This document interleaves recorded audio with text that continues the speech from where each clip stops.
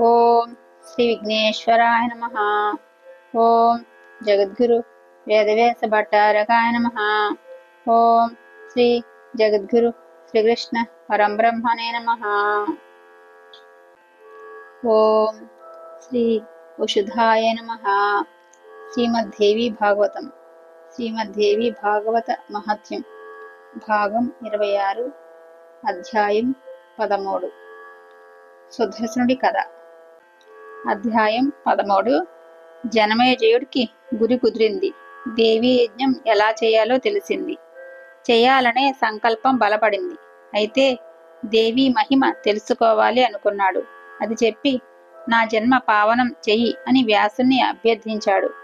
వ్యాసుడు అలాగే అని ప్రారంభించాడు. ఇప్పుడు సుదర్శనుడి కథ.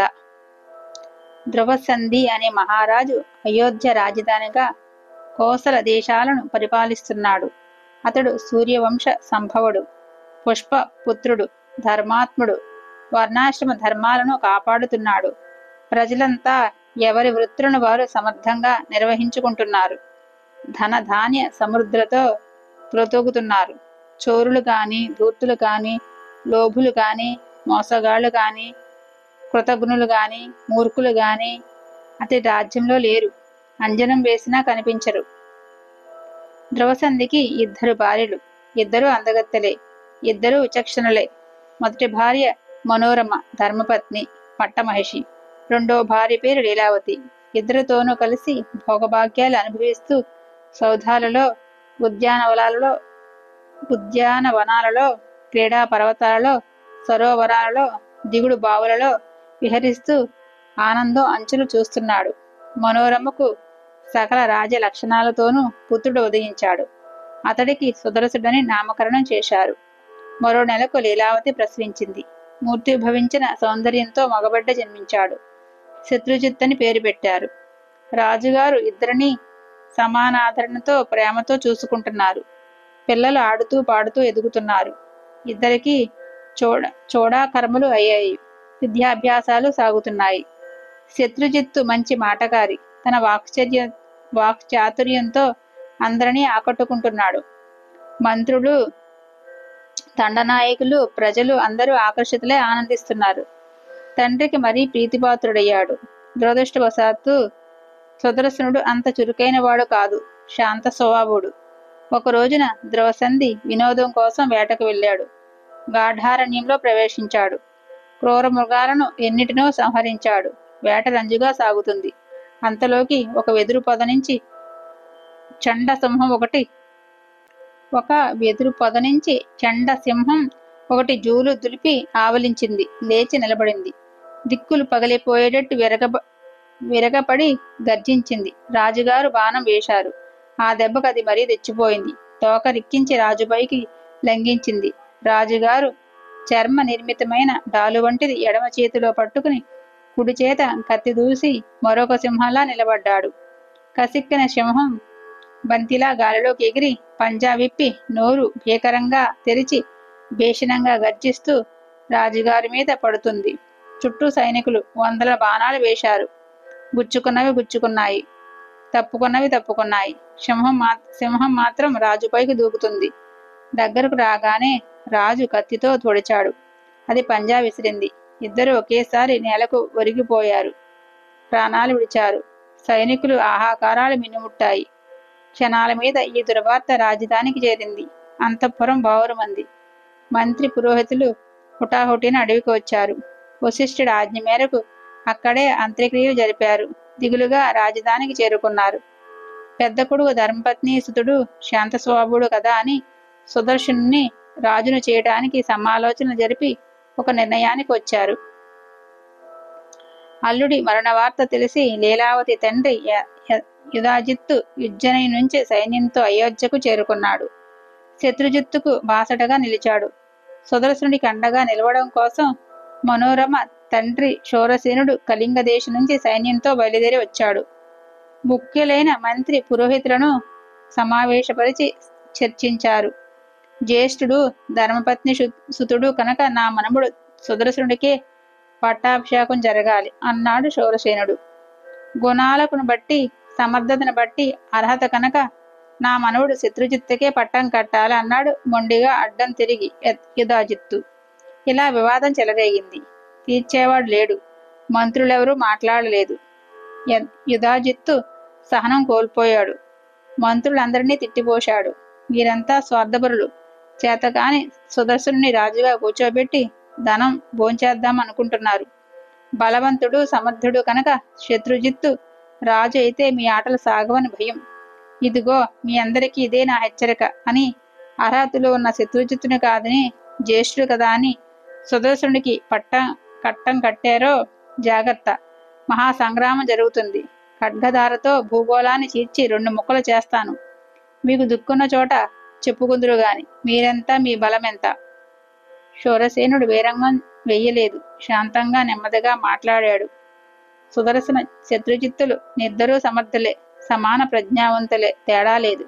కాకపోతే శాస్త్ర ప్రకారం ధర్మపత్ని సుతుడు సింహాసనార్హుడు కనుక సుదర్శునికి పట్టం కట్టమని కోరుతున్నాను అన్నాడు.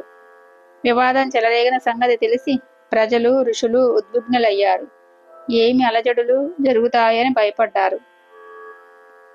పరస్పర యుద్ధ కాంక్షతో ఎప్పుడూ తగులాడుకునే సామంతులందరూ రాజధానికి చేరుకున్నారు. అరాజకం ఏర్పడితే రాజధానిని కొల్లగొడదామని శృంగబేరం నుంచి నిషాదులు వచ్చారు. చుట్టుపక్కల దేశాల నుంచి చోరులు గుంపులు గుంపులుగా వచ్చారు. అవకాశం దొరికితే అల్లర్లు సృష్టించి ప్రజలను దోచుకుందామని పొంచి చూస్తున్నారు. అయోధ్య అంతా ఎవరో ఏమిటో తెలియని కొత్త ముఖాలతో కిటకిటలాడుతుంది. సమ్మరం ఇబ్బడి ముబ్బడిగా పెరిగింది. అధ్యాయం 14. సేనలను మోహరించి యుధాజిత్తు ధనుర్ధారయ్య నిలబడ్డాడు. వీరసేనుడు క్షాత్రధర్మం పాటిస్తూ సేవా సమూహంతో యుద్ధానికి సిద్ధమయ్యాడు. పరస్పరం బాణసృష్టి కురిపించారు. రథగజ తురగ సైన్యాలు కలబడ్డాయి. ఘోర సంగ్రామం జరిగింది. సురముని సంఘాలు ప్రేక్షక పాత్ర వహిస్తున్నాయి. కాకులు గ్రద్దలతో ఆకాశం నిండిపోయింది. తెగిపడిన తలలు, కాళ్ళు, చేతులు, ముండేలు, గుర్రాలు, ఏనుగులతో నేల నిండిపోయింది.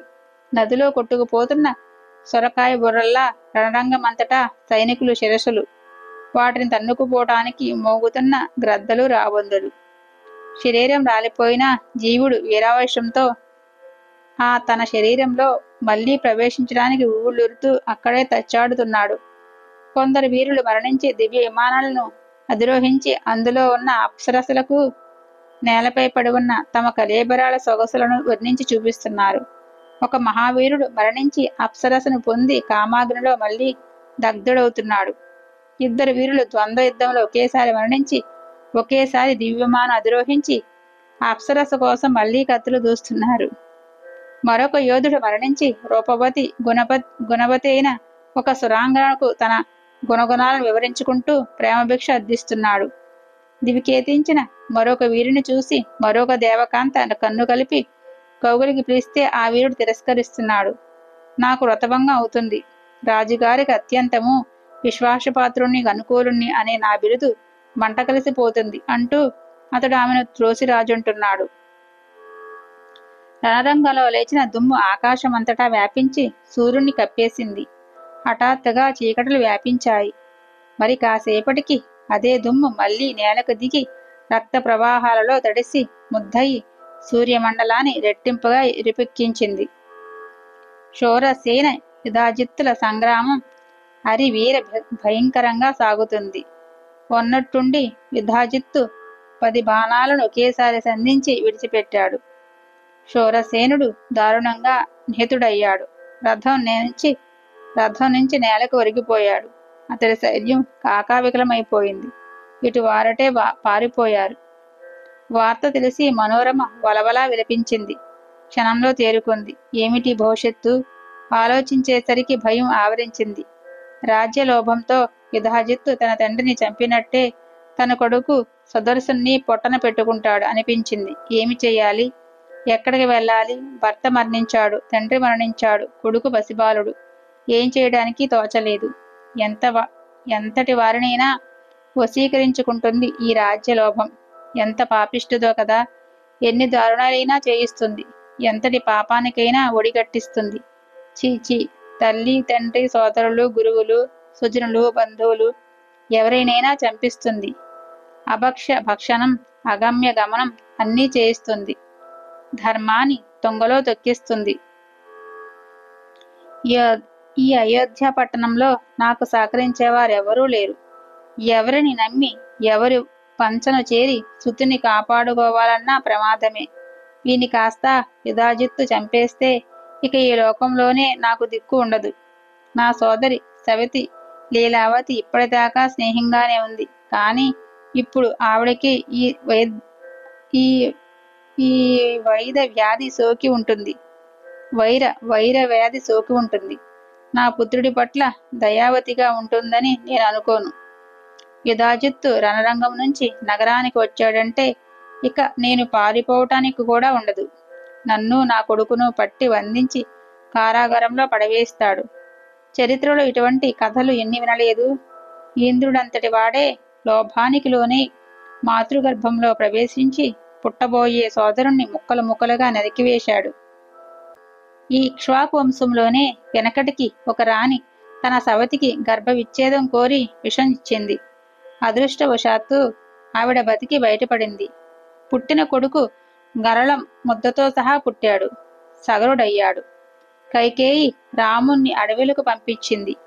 జ్యేష్ఠుడి విరహాన్ని భరించలేక దశరథుడు మరణించాడు. కాబట్టి యుధాజిత్తు గాని లీలావతి గాని నన్ను నా కొడుకును క్షేమంగా చూస్తారనుకోవడం, బతకనిస్తారనుకోవడం వట్టి వెర్రితనం. నా కుమారుడికి పట్టం కట్టాలని సమాలోచనలు జరిపిన మంత్రి పురోహితులైనా ఇప్పటి పరిస్థితుల్లో నా పక్షాన నిలుస్తారా? అవశులు ఈ పాటికే యుధాజిత్తుకు వసులైపోయుంటారు. ఎంత దురదృష్టం నాది. ఇటువంటి కష్టాల నుంచి గట్టెక్కించే సోదరుడు ఒక్కడైనా లేకపోయాడు నాకు. సరే, ఇలా దిగులుపడి ప్రయోజనం లేదు. మన ప్రయత్నం మనం చేయాలి. సిద్ధించడం సిద్ధించకపోవడం అంతా దైవానుగ్రహం. త్వరగా కదలాలి. నన్ను నా పుత్రుణ్ణి రక్షించుకోవాలి. మనోరమ ఇలా ఒక నిర్ణయానికి వచ్చి విదలుణ్ణి పిలిపించింది. అతడు కార్యసాధన నిపుణుడు, ఆత్మాభిమానం ఉన్నవాడు, బహు సుకుమారుడు. అంటే ఆడంగి అంటారంట. మనోరమకు అత్యంత విశ్వాసపాత్రుడైన మంత్రి. ఆ ఆత్మీయుని పిలిచి ఏకాంతంలో బోరుమంది. ఇప్పటి పరిస్థితిలో ఏమి చేయాలో సలహా చెప్పమంది. అవునమ్మా, ఇప్పుడు నువ్వింక ఇక్కడ ఉండటం క్షేమం కాదు. పారిపోదాం పద, నేను వస్తాను నీతో పాటు. అడవిల్లోకి పోయి అక్కడి నుంచి వారణాసి చేరుకుందాం. అక్కడ సుబాహుడని మా మేనమామున్నాడు. శ్రీమంతుడు బలవంతుడును. అతడి రక్షణలో ఉందాం. మాయదారి యుధాజిత్తును దర్శించటానికి జనమంతా కోలాహలంగా ఉన్నారు కనుక మనల్ని ఎవరూ పట్టించుకోరు. అదే వంకతో ఇదే అదనుగా మనము అంతఃపురం నుంచి రాజప్రాసాదం నుంచి బయటపడవచ్చు. అక్కడి నుంచి రథం ఎక్కి వెళ్ళిపోవచ్చు. ఆ ఆలోచనకు మహారాణి సమ్మతించింది. లీలావతి దగ్గరికి వెళ్ళింది. రణరంగంలో ప్రాణాలు కోల్పోయిన నా తండ్రిని ఒకసారి దర్శించాలి. వెడుతున్నానని చెప్పి విదల్లుడు శైరేంద్రి వెంటరాగా కొడుకుని తీసుకుని రథమెక్కి బయలుదేరింది. రణరంగంలో తండ్రి కలేబరాన్ని చూసింది. ఓలుని విలపించింది. విదల్లుడు శైరేంద్రి ఓదార్చారు. తేరుకుంది. భయంతో వణికిపోతూ తండ్రి శరీరానికి త్వరగా అగ్ని సంస్కారం జరిపింది. వెంటనే బయలుదేరారు. 2 రోజుల ప్రయాణం. గంగా తీరం చేరుకున్నారు. అక్కడ అటవికులు వీరిని అటకాయించారు. సొమ్ములన్నీ దోచుకున్నారు.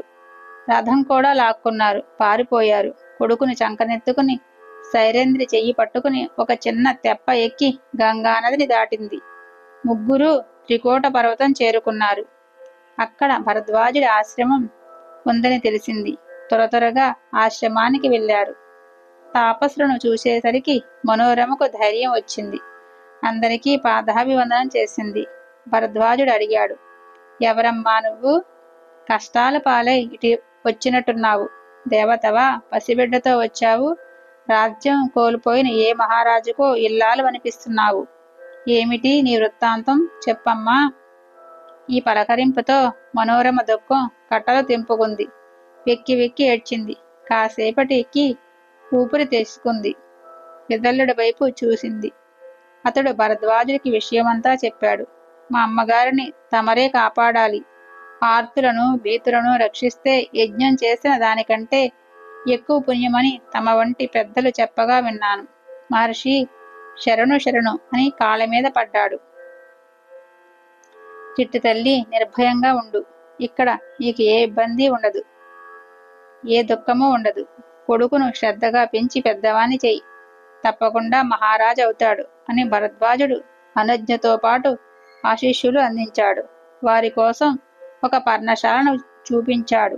ముగ్గురు అందులో తలదాచుకుంటూ కాలక్షేపం చేస్తున్నారు. 14వ అధ్యాయం సంపూర్ణం. 26వ భాగం సంపూర్ణం. ఓం శ్రీ గురుభ్యో నమః. సర్వం శ్రీకృష్ణార్పణమస్తు.